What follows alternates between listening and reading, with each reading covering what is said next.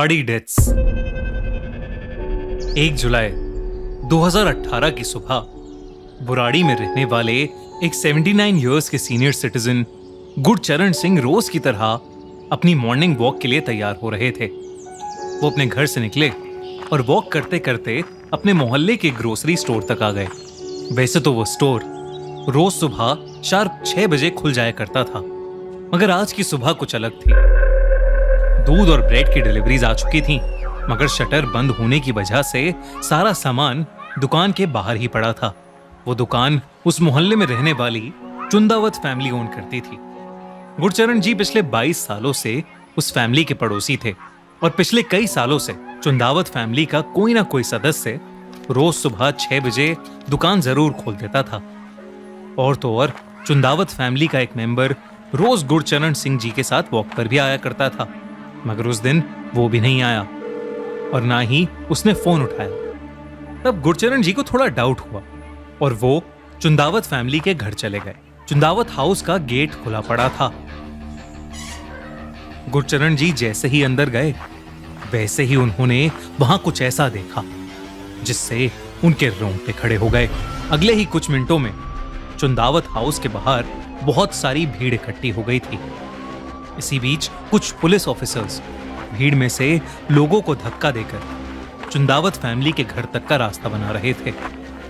दरवाजा खोलने पर जो पुलिस और आसपास के लोगों ने देखा, वो देखकर सबकी आंखें फटी की फटी रह गईं। चुंदावत फैमिली के 11 लोगों की डेड बॉडीज एक साथ एक ही कमरे में लटकी मिली। 10 बॉडीज छत से टंगी हुई थीं।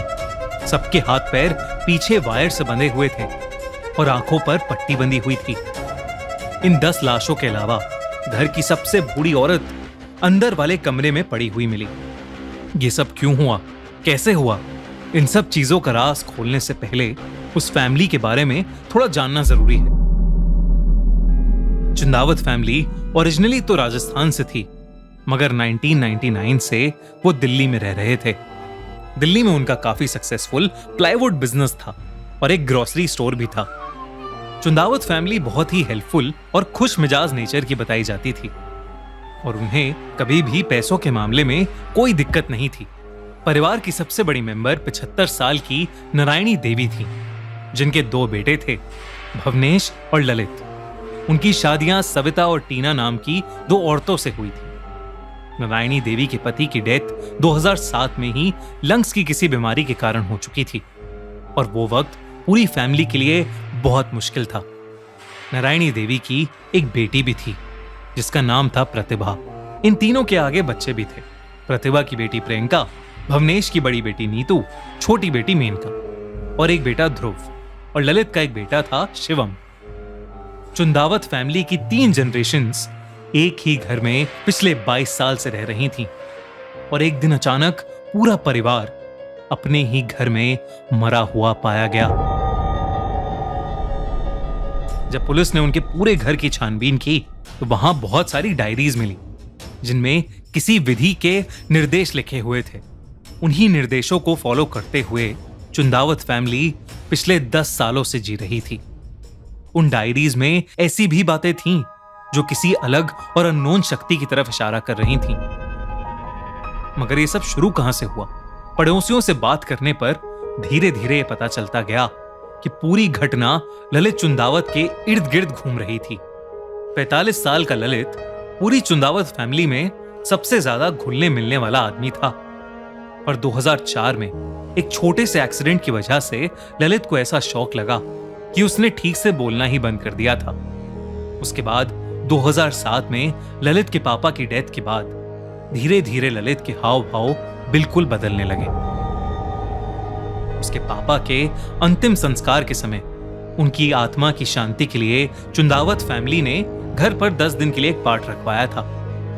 पाठ के सभी दिन ठीक जा रहे थे, मगर एक दिन प्रार्थना के बीच में ललित उठा और बहुत जोरों से ओम चिल्लाने लगा। ठीक वैसे ही जैसे उसके गुजर चुके पापा ओम का जाप किया करते थे। जब पाठ के बीच में एक पड़ोसी ने ललित से पूछा कि आखिर उसे क्या हुआ, तो ललित ने बताया कि उसके मरे हुए पापा उसके सपने में आए हैं और वो कह रहे हैं कि वो बहुत जल्द वापस आ जाएंगे। उस दिन के बाद से हर रोज चुंदावत फैमिली के घर में रात 9 बजे से कीर्तन होना शुरू हो गया था, जिसमें कभी कभी पड़ोसी भी शामिल होते थे। 9:30 बजे तक घर के सभी लोग कहने लग जाते थे कि डैडी के आने का टाइम हो गया है। ललित के फोन से पुलिस को पता लगा कि उसका भूत और आत्मा जैसे टॉपिक्स में बहुत इंटरेस्ट था। वो रोज इंटरनेट पर पैरानॉर्मल शोज देखने लगा था और अक्सर वो कब्रिस्तान में जाया करता था। घर में रोज चल रही पूजा के बाद उन सभी का लाइफस्टाइल बदलने लगा। शराब और नॉन वेजिटेरियन खाना बंद हो गया और सब वेजिटेरियन बन गए। पूरी फैमिली डायरीज में लिखे इंस्ट्रक्शंस और रूटीन्स को स्ट्रिक्टली फॉलो करने लगी थी। उन सभी डायरीज में से एक डायरी में साफ साफ लिखा था कि उन सबके लटक जाने के बाद एक सुपर नेचुरल फोर्स उनके घर में आएगी और उन्हें मरने नहीं देगी, बल्कि उन्हें मोक्ष देगी।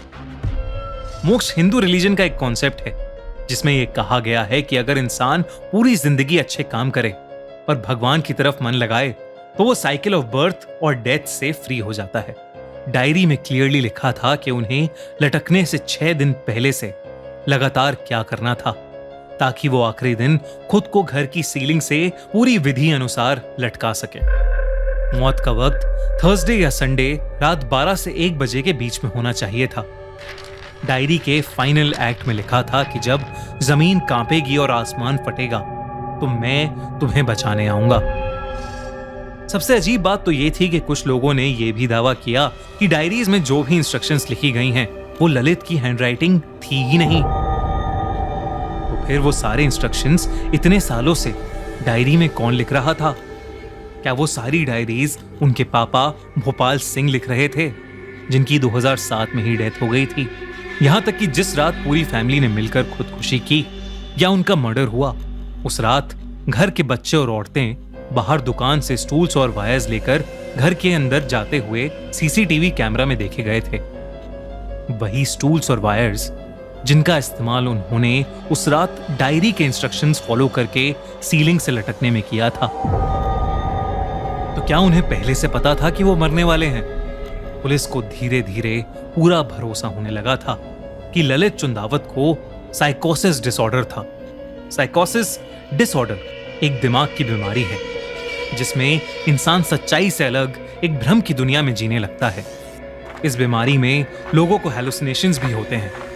पुलिस का तो यह भी मानना था कि पूरी चुंदावत फैमिली को ही शेयर्ड साइकोसिस डिसऑर्डर था, जिसमें सब लोग पेशेंट को फॉलो करने लग जाते हैं क्योंकि वो एक दूसरे के बहुत करीब होते हैं और सारे लोग पेशेंट पर भरोसा करने लगते हैं। मगर क्या ये सच में पॉसिबल है कि पूरी चुंदावत फैमिली इस भ्रम की शिकार होने लगी थी? कई लोगों को इस थ्योरी पर बिल्कुल भरोसा नहीं था। इस पूरी घटना के लगभग सारे ही सवाल बस एक रहस्य बनकर रह गए हैं, एक ऐसी भयानक कहानी बनकर जिसने पूरी दिल्ली को हिलाकर रख दिया था। आपको क्या लगता है, क्या हुआ था उस रात बुराड़ी में?